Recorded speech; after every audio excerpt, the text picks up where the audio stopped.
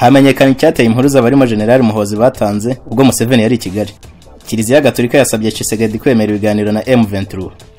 Vital Kamerhe uheruka kuva mu buroko ngo yiteguye gukemura ikibazo cy'umubano wa Kongo n'u Rwanda. Uko byifashe Canzu na Runyoni nyuma y'imirwano ikaze hagati ya M23 na FARDC. Boris Johnson yahishuye icyo yavuganye na Perezida Kagame kubakekwaho jenoside yakorewe abatutsi baba mu Bwongereza. I Karongi mu burengerazuba bw'u Rwanda, umwarimu yishwe ateye icyuma azira umwenda w'2018. Tubahaye ikaze. Hamenyekanye icyateye impuruza barimo General Muhoozi batanze ubwo Museveni yari i Kigali. Impuruza iherutse gutangwa n'abasirikare bakuru bigakekwa ko hari hagiye guhirika ubutegetsi bwa Museveni. Hamenyekanye ko yatewe n'amakuru y'ibihuha yari aturutse mu rwego rw'ubutasi rwa CMI. Mwicukumbura ryakozwe n'ikinyamakuru Chimp Report kivuga ko cyifashishije abasirikare bakuru muri UPDF kitatangaje amazina, igiherekanye ko ubwo Museveni yari mu myiteguro yerekeza mu nama y'abakuru b'ibihugu na za guverinoma bigize umuryango Commonwealth. Ubutasi bw'igisirikare cye bwakiriye amakuru avuga ko hari ikibazo cyari kigiye kuba. Umwe mu baganiriye n'iki kinyamakuru yagize ati: "Baduhaye amakuru atariyo, bituma abayobozi bafata icyemezo cyihutirwa, gusa ubu bintu byasubiye mu buryo abantu ntibatuze." Ibintu muri Uganda byatangiye guhiswa ko haba harimo gutegurwa kudeta, anibyo byatumye Lieutenant General Peter Euleru wongereje umugaba mukuru w'ingabo asaba abasirikare bakuru bo ku rwego rwa mbere kuryamira amajanja mu rwego rwo kuburizamo ikintu bita kari kibi bari babwiwe ko kigiye kubangamira ubutegetsi bwa Uganda. Iki gihe General Euleru yahise atanga itegeko ko abasirikare bose bagomba kuguma mu bigo byabo kandi ko nta wemerewe gutembera. Icyatumye abantu benshi bakeka ko ari kudeta yari igiye kuba nuko babihuje nuko Museveni yari mu Rwanda, naho General Wilson Mbadi umugaba mukuru wa UPDF iki gihe nawe yari ari muri Kenya mu nama y'abagaba bakuru b'ingabo z'akarere ka Afurika y'Iburasirazuba yigaga kwiremwa ry'umutwe w'ingabo kohereza mu burasirazuba bwa Kongo, bigakeka ko hari abakuririra kuri ibi bakaba bahirika ubutegetsi bwa Perezida Museveni. Museveni akiva mu Rwanda yahise ategura inama y'abasirikare bakuru, ikaba ari inama yabereye mu birindiro bya Brigade ya 401 mu gace ka Irenga mu karere ka Ntungamo. Iyi nama yitabiriye na General Mbadi Wilson umugaba mukuru w'ingabo za UPDF, Lieutenant General Peter Euleru umugaba mukuru wungirije, Lieutenant General Muhoozi Kainerugaba umugaba w'ingabo zirwanira ku butaka, Major General James Birungi umuyobozi w'ubutasi bwa gisirikare CMI ndetse na Major General Leopold Kiyanda. Hari abahuje inama yacogamo nk'umunsi mubi ku butegetsi bwa Uganda, cyane ko mu mwaka w'1971 mu nama nk'iyi yabereye muri Singapore ariko Idi Amin Dada yifashishije igisirikare mu guhirika ubutegetsi bwa Milton Obote. Hari abagiye batunga agatoki mu batavuga rumwe n'ubutegetsi bwa Museveni gushaka kumuhirika, aho kwisonga mu bakekwaho harimo General David Sejusa wayoboye CMI na mugenzi we bahoranye mu gisirikare Lieutenant Colonel Kiza Besigye. Kiliziya Gatolika yasabye Tshisekedi kwemera ibiganiro na M23. Inama nkuru y'abepiskopi muri Repubulika Iharanira Demokarasi ya Kongo yasabye leta ya Kinshasa kwemera ibiganiro na M23 mu rwego rwo guhesha intambara mu burasirazuba bw'igihugu.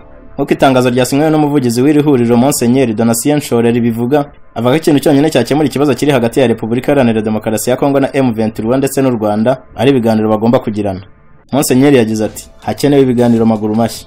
Monseigneur Nshoreri avuga ko Kiliziya yitandukanyije na bamwe mu bihaye Imana bayo bajya bifatanya na leta mu gushinja u Rwanda gufasha umutwe wa M23. Aha Monseigneur Nshoreri yagize ati: "Hari abashinja inama nkuru y'abepiskopi muri Repubulika Iharanira Demokarasi ya Kongo kwivanga muri politiki. Ibi biravuga ariko kuriho nuko ijwi ryacu rikwiye gukoreshwa hagamijwe guhagarika urugomo n'akaduruvayo mu burasirazuba bw'igihugu. Guhohotera abantu sibyo byaha abagenzi bacu amahoro." Monseigneur Nshoreri avuga ko yizeye ko ibiganiro bizahuza FARDC na M23 aribyo bizatanga ibisubizo ku bibazo byose igihugu cyabo kiri guhura nabyo. Mu minsi ishize nibwo umuyobozi wa Diocese ya Butembo Sikuli Paruku yavuze ibyatunguye benshi, aho yavuze ko atumva ukuntu agahugu nk'u Rwanda karutwa na Diocese ayobora kahangayikisha igihugu nka Repubulika Iharanira Demokarasi ya Kongo kijya kunganya ubunini n'umugabane wose. Abenshi mu bumvise ibyavuzwe n'uyu mugabo babifasha nko kwishyira mu Rwanda no kugaragaza uruhande abogamiyemo, nyamara inzego zibishinzwe zitaremeza nyirabayazana w'amakimbirane ari hagati y'ibihugu byombi. Naho Vital Kamerhe uherutse kuva mu buroko avuga ko yiteguye gukemura ikibazo cy'umubano wa Kongo n'u Rwanda. Umuyobozi w'ishyaka Union Nationale Congolais Vital Kamerhe heruka kugirwa umwere ku byaha bya ruswa yavuze ko yiteguye gutanga umusanzu wo gukemura ikibazo igihugu cye gifitanye n'u Rwanda. Ibi yabitangaje mu kiganiro yagiranye n'itangazamakuru nyuma yo gusura Perezida Felix Tshisekedi mu biro bye. Ubwo yabazwaga n'umunyamakuru niba yiteguye kongera guhabwa inshingano zikomeye zirimo n'umwanya wa Minisitiri w'Intebe, Kamerhe yavuze ko yiteguye gukora inshingano zose yashingwa mu gihe zifitiye abaturage yahoze akorera akamaro. Icyo ari cyo cyose nahabwa gukora nagikora ku bw'igihugu cyanjye n'umuturage wacyo. niyibona nk'umuturage witeguye gukomeza gukorera igihugu cyanjye. Uyu mugabo wahoze ari umuyobozi w'ibiro by'umukuru w'igihugu avuga ko hari gahunda afite ashobora gushyira mu bikorwa mu rwego rwa gisirikare, diplomasi kandi itahungabanya umutekano ishobora gutuma ibibazo biri hagati y'u Rwanda na Repubulika Iharanira Demokarasi ya Kongo birangira. Vital Kamerhe yafunzwe mu mwaka wa 2020 akurikiranywe icyaha cyo kunyereza miliyoni 50 z'amadolari yari agenewe umushinga Perezida Tshisekedi yari yatangije wiswe gahunda y'iminsi 100. Mu cyumweru gishize nibwo yagizwe umwere ahita arekurwa aho yari afungiye muri gereza ya Makala. Uko byifashe Canzu na Runyoni nyuma y'imirwano ikaze hagati ya M23 na FARDC. Umuvugizi wa M23 Major Wiringoma avuga ko kuri ubu mu duce twarimo imirwano ikaze hagati ya M23 na FARDC mu gitondo cyo kuwa 28 Kamena 2022 ubu hagarutse tuzi. Major Wiringoma kuri uwo munsi yari yatangaje bwiza ko ingabo za Repubulika Iharanira Demokarasi ya Kongo FARDC zabagabyeho ibitero ku birindiro byabo biri mu duce twa Sabyinyo na Bisoki. Hari amakuru avuga ko imirwano ikomeye iri kubera Canzu na Bukima, aho abarwanyi bayobowe na Lieutenant Colonel Marius batangije imirwano mu bice bya Canzu ni muri groupement ya Jomba. Andi makuru avuga ko abarwanyi ba FDLR babarizwa muri Batayo Crap yitwa Abazungu bakuriwe na Major Inkodosi bateye ahitwa Bukima ku birindiro bya M23, ibisasu bikaba bikomeje gusuka ku misozi ya Canzu na Runyoni. Major Wiringoma yavuze ko ituze ryagarutse muri aka gace, ko FARDC ntacyo yagezeho muri iyo mirwano yarigabwemo abagera ku 5,000 barwana ku ruhande rwayo. Abajijwe niba FARDC yaba yabashije kwigarurira bimwe mu birindiro byabo, yagize ati ntibishoboka. Kugeza ubu FARDC nta kiratangaza kuri iyi mirwano yo kuwa kabiri bivuga ko yari igamije kwisubiza Bunagana. M23 imaze iminsi ihanganye na FARDC mu bice bitandukanye bya Kivu y'Amajyaruguru cyane muri Rucuru. Kuri ubu ni igenzura umujyi wa Bunagana ndetse ngo niyiri no kwakira imisoro. M23 kandi yavuze ko itazava muri aka gace mu gihe leta ya Kinshasa itaremera kwicarana nayo ku meza y'ibiganiro. Boris Johnson yahishuye icyo yavuganye na Perezida Kagame ku bakekwaho jenoside yakorewe abatutsi baba mu Bwongereza.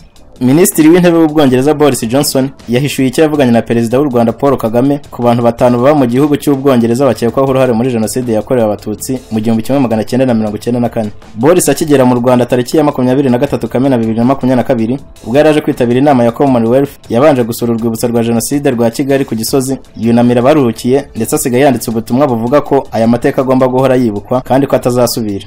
Ku munsi wakurikiyeho yagiranye ikiganiro n'abanyamakuru abazwa icyo guverinoma y'Ubwongereza iteganyiriza aba bantu Rwanda rumaze igihe kinini rusaba ko bagizwe imbere y'ubutabera. Icyo gihe yabajijwe ati bwaba ari ubutabera bukenerwa cyangwa n'ubutabera butazatangwa. Boris yasubije umunyamakuru ko iki kibazo cy'abajenosideri baba i Londres yakiganiriye na Perezida Kagame nyuma yo gusura urwibutso rwa Gisozi, akamenya neza amateka ateye ubwoba yaranze jenoside yakorewe abatutsi, amubaza icyo bakora kugira ngo aba bantu bagizwe mu butabera. Boris ngo yabwiye Perezida Kagame ko azakora ibishoboka byose kugira ngo aba bantu bazoherezwe, gusa avuga ko mu buryo butaziguye adashobora kwinjira muri iki kibazo kuko kiri mu maboko ya polisi y'i Londres. Nabwiye Perezida Kagame ko nzakora igishoboka cyose kugira ngo boherezwe. Kiriya ni ikibazo kiri mu maboko ya Metropolitan Police. Ntabwo nakinjiramo mu buryo butaziguye ariko ndi gukorana nabo. Impamvu abantu bo mu Rwanda babitekerezaho ndayumva. Abo Rwanda rusaba ko bagizwe imbere y'ubutabera ni Bajinya Vincent, Munyaneza Charles, Mutabazi Celestin, Ugira Shebuja Celestin ndetse na Nteziryayo Emmanuel. Ubushinjacyaha bw'u Rwanda bwabashyiriyeho impapuro zo kubata muri yombi mu mwaka wa 2007. Aya makuru yakatiwe yasoreza mu burengerazuba bw'u Rwanda, aho muri Karongi umwarimu yishwe atewe icyuma azira umwenda 2018. Mu karere ka Karongi haravuga inkuru y'umwarimu witwa Twagirayezu Jean Jafari ufite imyaka 63 y'amavuko wigishaga mu kigo cy'amashuri cya Groupe Scolaire Nkoto, wishwe atewe icyuma mu mutima azira umwenda w'amafaranga 2018. Muhayimana Annonciate usanzwe ari umucuruzi biravuga ko ari we wateye icyuma uriya mwarimu bapfuye umwenda w'amafaranga 2018 yari yaramugurije. Muri ayo makimbirane Twagirayezu akaba yaremeraga ko abereyemo umwenda wa mucuruzi ungana n'10,000, ni mu gihe umucuruzi we yavugaga ko ari 2018 yamugurije. Kugeza ubu urwego rw'ubugenzacyaha rwa RIB rukaba rwatangaje ko rwataye muri yombi uyu Annonciate akaba afungiye kuri sitasiyo ya RIB ya Gishari.